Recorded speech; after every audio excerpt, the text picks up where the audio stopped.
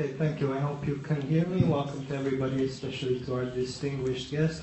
I would like to start from going to a very general question to probably more concrete things. And my general question concerns global social movements. Now, some skeptics argue that no matter how powerful or how forceful these demonstrations and various actions are, there's not really a coherent central ideology behind these movements. Others say that that's in fact a good thing, that diversity is basically the major force that is making these things work, and that's the advantage behind these movements.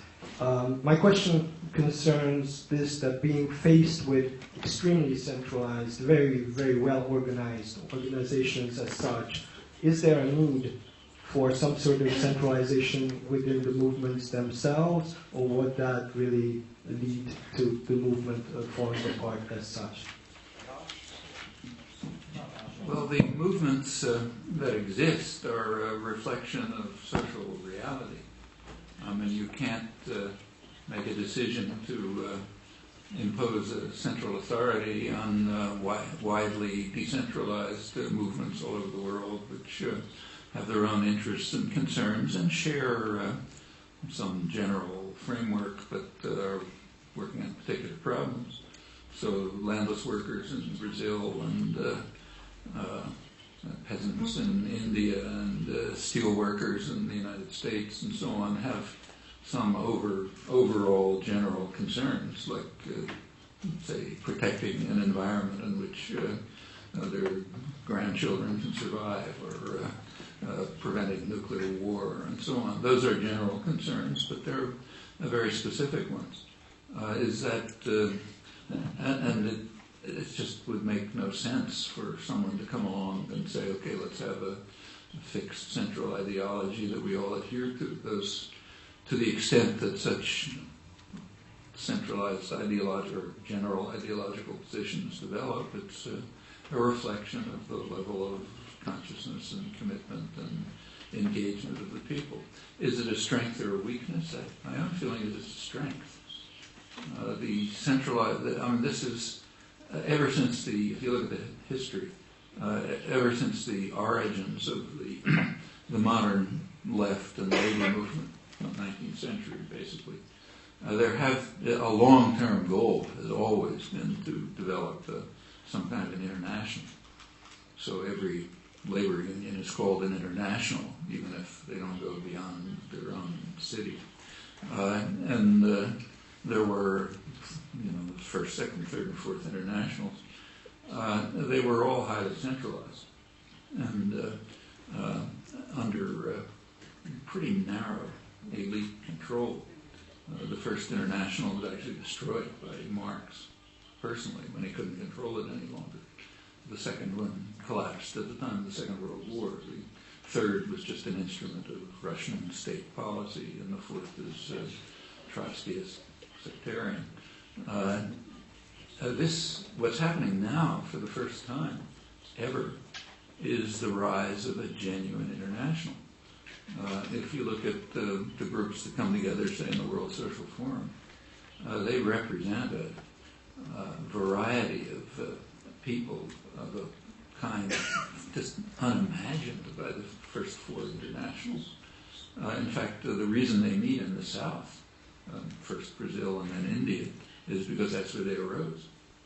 They arose in southern, what's called the South, the Third World. And the North, the rich countries, became involved later on.